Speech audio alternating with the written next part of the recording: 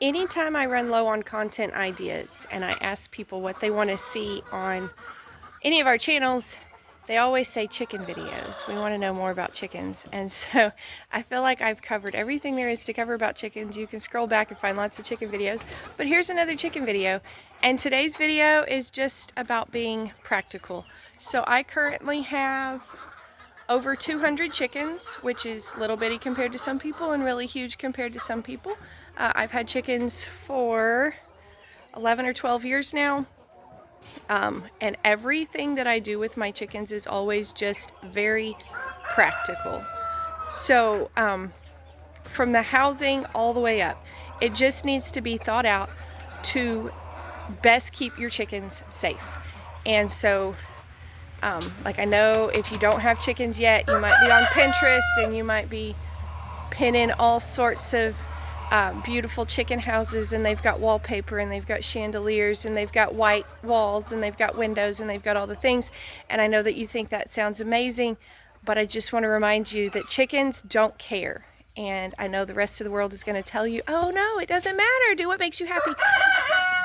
I'm not going to do that. I'm going to love you enough to tell you that when that chandelier breaks because a chicken was swinging on it, and the little pieces fall on the ground, another one of your chickens is going to try to eat it.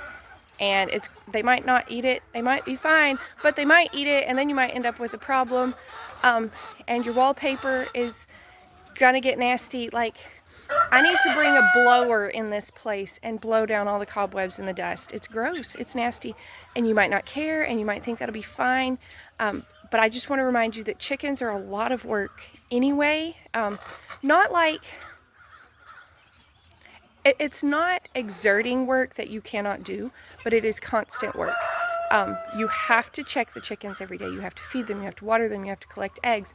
You don't get to just leave for 2 weeks on vacation and not think anymore. You have to make plans, and not just everybody wants to take care of chickens. So it's not always super easy to find somebody that can take care of your chickens.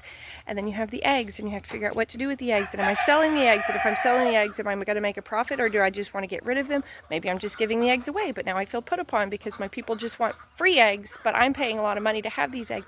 Like, there's a lot of thought that's going to go into this.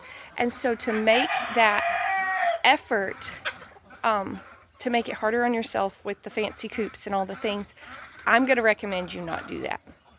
I'm also going to recommend that you maybe look at building something from scratch. And from scratch, I'll give you a couple different options. But I'm going to recommend that you avoid the sweet little already put together, like, you know, at the portable building places, and they've got the fancy little coops out there, and they've got a run on the front, and they've got the stuff, and the Tractor Supply has some too. The ones at Tractor Supply, I really don't recommend. They're not made out of quality material, which bothers me for a couple of reasons. One, it's like particle board, and I don't know what kind of glue they use. I'm not normally crunchy and thinking about chemicals and all that stuff, but chickens peck at stuff, and I just really don't want them eating really cheap particle board. I don't know what's in it, and I don't want them eating that.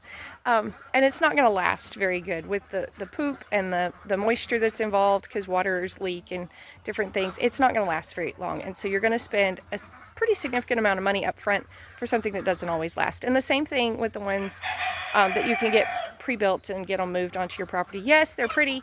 A few years ago, a friend was working with a dog rescue, and she said they had a dog looking for a home, but the owner had just got chickens, and she was worried about, or the prospective owner, the lady that was interested in adopting him, she was worried about potential chicken harm from this dog. And so my friend contacted me, and she's like, hey, can I bring the dog to you to see your chickens? I'm like, sure, go ahead. So we put our dogs in the house, and this dog came over on a leash, and our chickens were out, and he passed with flying colors. He did amazing. Like, he was curious, but he never attempted to bolt and chase them. He did great. I'm like, I wouldn't have a problem with this dog. Now, I wouldn't just throw him out with my chickens and not watch him, but I wouldn't have a problem with adopting him.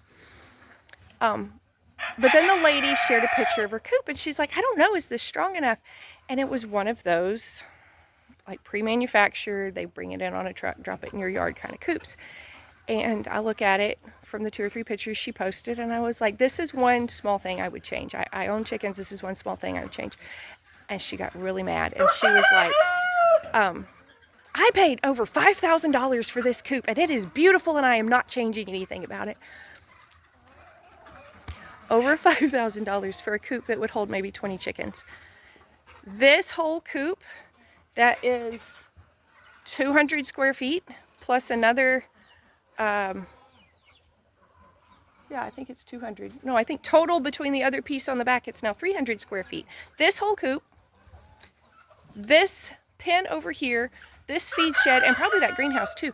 And we're still not close to $5,000. You don't have to spend that kind of money. It's not necessary. You can build something yourself. And this dog pen back here has served us so well.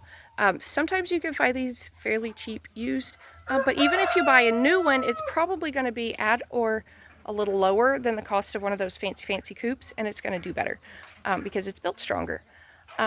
You got to think about predators. You got to think about the practicality of the dirt and the poop. Poop, poop, poop, poop, poop, poop. So much poop. There's always poop. You got to think about all these things. And so when you're starting with your chickens, I want you to enjoy them. I want you to build a coop that's pretty. Let me kind of walk around and show you this other end of our coop because it is pretty. And this is the end towards the road. And so I like that it looks good. But this is built, of course, this end of it is open because it's against this other coop, but it's built out of fence pickets. Ignore the fly bags there, because flies are another thing. But it looks good, and I don't want to go in with the goat to try to show you the whole thing, but it is pretty. And so you can make something yourself that's pretty, cheaper, and stronger than what you can buy. And so I recommend going that route. And I just recommend keeping it really, really basic. Don't try to complicate it. Don't try to decorate your kitchen, not your coop. Because I really want you to enjoy this, and I don't want you to be frustrated at the fact that your expensive wallpaper or your paint won't stay clean or whatever it is about it. And maybe that's what you enjoy. Maybe you enjoy going out and cleaning it and whatever. But I want you to think about it first. So anyways, like I say, I've done a lot of chicken videos. I'm always kind of like, I don't know what else to cover, but I just want to encourage you to be practical. And you can scroll back through a lot of our videos and see more about how we built this coop and how we've built some other coops over the years. We have had some coops that they wouldn't have been $5,000, but they were more than this one. We've done some different things. But you have lots of options to still have something nice, to still keep your chickens safe, and to be practical about it. So there you go.